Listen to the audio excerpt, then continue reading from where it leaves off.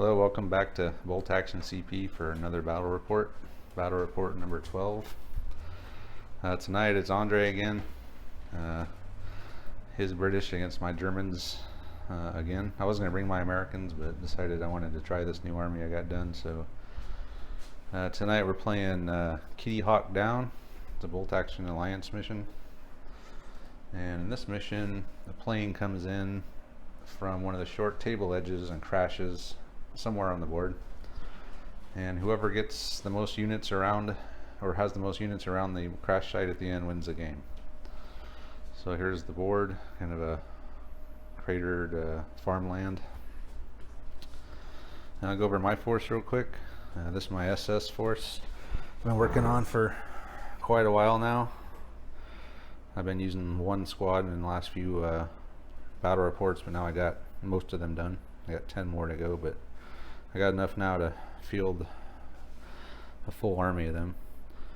So I have all these guys are fanatics. I have 3 squads with LMG, 2 assault rifles, 2 submachine guns, and then the rest rifles. And then 1 squad's all rifles with 1 SMG and 1 LMG. And my officer with 1 guy with assault rifles, medic, Panzerschreck, flamethrower, sniper, and then up here I got the MG42 medium machine gun, medium mortar with spotter, and I got 2 trucks and a Kuba wagon, and the vehicles are all regular. So this is pretty much every model I have for this army. I just wanted to try out a all fanatic veteran list with no, well, some vehicles but no armor. So anyway, that's the Germans, and now we'll go over and see what the British have this time. The British forces are mostly infantry. I've got 2 10-man squads of commandos. I did upgrade to the Vickers K machine guns there. The rest are with rifles. And then I've got 3 squads of veterans with a mix of LMGs and a few submachine guns. A heavy howitzer, a Sherman 3, and 3 transport trucks, and Travis's favorite observer. And oh, of course, up and atom for my freebie. Alright, so that's the forces. We'll do the deployment real quick and then come back and then start on turn 1. Alright, so deployment's over. There's no one placed on the board in this one. It's the first wave. At least half have to be placed in the first wave, or the whole army can come in. So I'm just going to bring in my whole army. Andre picked this side of the table, and I got that side over there. Andre decided he's going to bring everyone in except his commandos, the 3 trucks, and the observer. So all the veteran infantry, the Sherman, and the howitzer are going to come in right now. So that's deployment. So we'll be back now at the end of turn 1.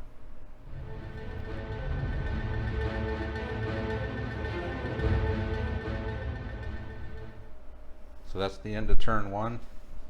I brought all my guys in. Andre only brought a few of his in. So I'll start on my side. I ran in this squad and this squad here. Both ran in, as well as my MG42 and my sniper. Mortar came on, and my Panzerschreck came on and got in the woods. And that was in response to Andre bringing in his Sherman way over here, as far away from the road as he can get, because he was scared of the Panzerschreck for some reason, even though it can't hit anything. So his Sherman came on and fired at my squad over there and missed. And then he brought in these 2 squads of vets, his another squad of vets, and his heavy howitzer.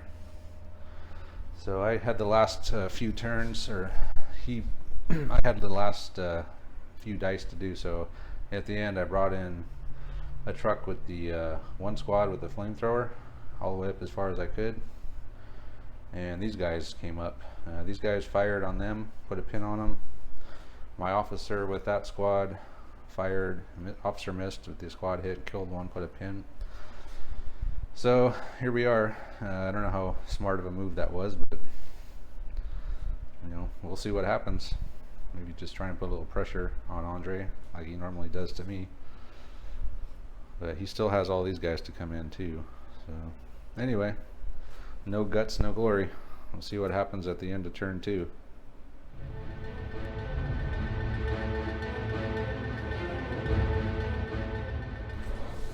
Alright, so turn 2 is over. This big fight here is over. I got the first 2 die, so I brought my flamethrower up and fired on the squad. I put 2 pins on them. I killed one guy and they passed their morale check. So this squad moved up from back there, got in point blank and fired, wiped out 5 of them. They're down to 5, and they decided to assault the flamethrower and lost. So that squad's dead. The lieutenant that was there ran over here and joined this squad, and these guys moved up into the ruins and fired on that squad and just put a pin on them.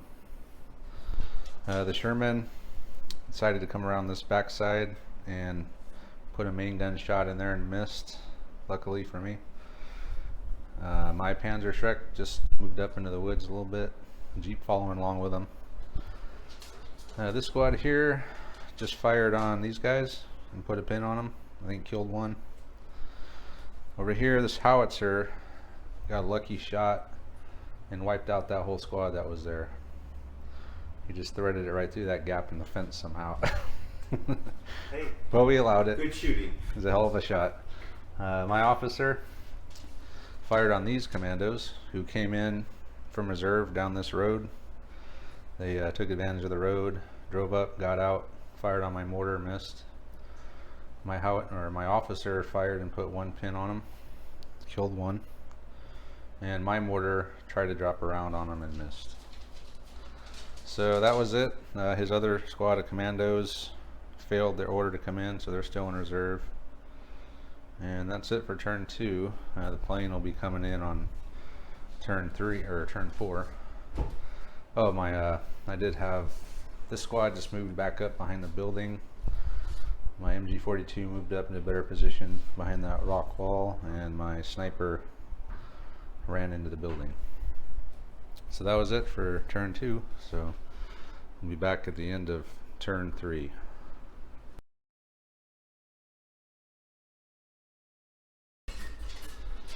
Alright, well here we are again after the plane crash and the artillery came in. I ran out of space on my phone, so I have to just to recap. The plane landed right there and wiped out my officer, half that squad, put a bunch of pins on these guys. And immediately after that, the British artillery strike came in. He rolled a 1, so I moved at 24 on the commandos and I just put 2 pins on them. So anyway, that was just a recap of what happened since we got cut off. So now it's turn 4, so we'll be back at the end of turn 4. Alright, here we are at the end of turn 4. In this turn, mainly the British are moving up on this side. That squad of SS I had did a suicide charge into those vets that were in there and got wiped out. And they got on the D6 consolidation, they rolled a 6, so they were able to get out on the road. My mortar fired at those commandos that were over there and missed, and they ran up here. Sherman drove up, fired on the guys on the crash site. They went down, so he missed. My squad here just came around here getting closer to the objective. My MG42 decided to try and shoot, so he passed an order, fired down the road at the squad of vets there and missed. My medic just went down because he has nothing to do. And these guys failed their order, so they're still there with the pins. And those guys failed their order too. So anyway, that's it for turn 4. So it should be interesting here on turn 5 and 6 as everyone makes a mad rush for the crash site. So that's it, and we'll be back at the end of turn 5.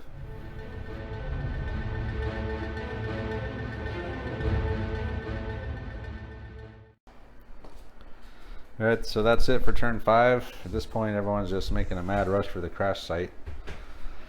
I'm definitely outnumbered. He's got 2 big squads there, a big squad there, the remnants of those commandos, all converging on the crash site, plus a Sherman. All I have is half a squad, that squad's full, and then various support teams, medic, machine gun, sniper, mortars. He's too far away to do anything at this point. So on this turn, the everyone rushed up. The Sherman came up and fired on the machine gun and missed. The squad came around that corner and had 1 Panzerfaust, fired it and missed. They did put a pin on the officer, but that was about it. And that's about it for this turn. Everyone just rushed towards the objective, and the SS are just trying to do the best they can to slow everyone down. But so that's it for turn 5. Next turn's turn 6, and it could be the last turn, or we might roll for turn 7. So we'll be back at the end of turn 6.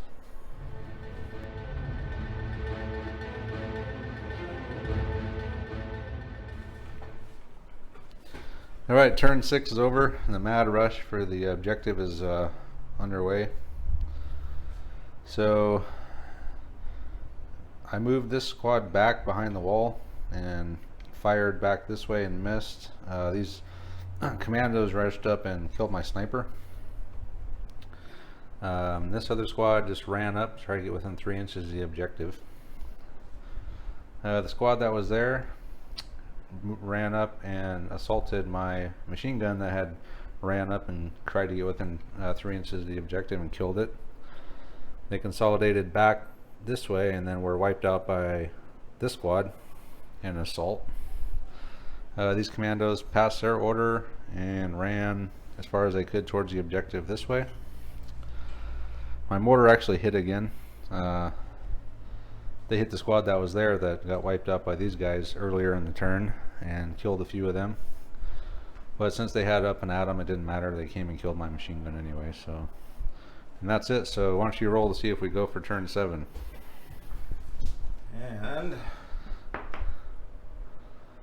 Reroll. Decisive. Reroll. So I think that means we are, right? 7, yeah. All right, so we'll be back one more turn.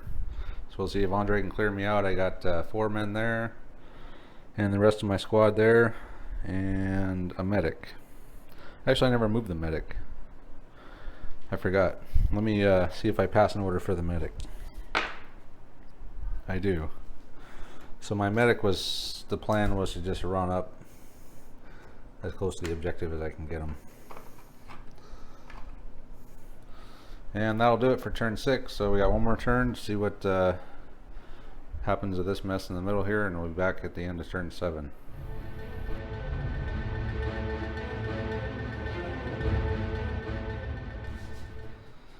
Alright, so turn 7's over, the game's over. British win this one. The SS that were holding that objective just couldn't hold back the tidal wave of British infantry. The turn 7 proved to be the winner for the British. Tank never even fired. He just pretty much rushed in and assaulted everyone, killed my medic, killed the squad in the crater, killed that squad all in assault. My mortar did fire at the very end of the game and hit that squad again, so that's 3 hits for the mortar in this game. On 6s, by the way. On 6s, so he's earned his pay. And he's the only one left, besides the 2 transports, so my entire army was wiped out in this game. Mostly by the plane and the howitzer. So I lost a lot to the plane crash, and I lost a whole squad to the howitzer in one shot, so that didn't help me out. I was down by 1 squad to start with, and he still has 3 squads, 2 squads of commandos and the rest of that veteran squad and the tank. So that'll do it. It was a bloody fight. The plane really kicked my ass. Howitzer kicked my ass. My mortar was kicking some ass, so I guess MVP would have to be obviously my mortar. It hit 3 times. but it wasn't enough. So British got this one. It was a close game, and if it wasn't a turn 7, then I would have won. So here's Andre to talk about his MVP. I'm probably going to have to go with the plane. Yeah. Yeah, seriously. Without all those pins, I never would have been able to come into the center area like I did.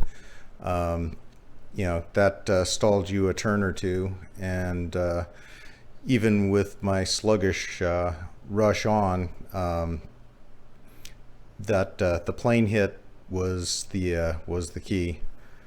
It without that, I don't see this having turned out the way it did.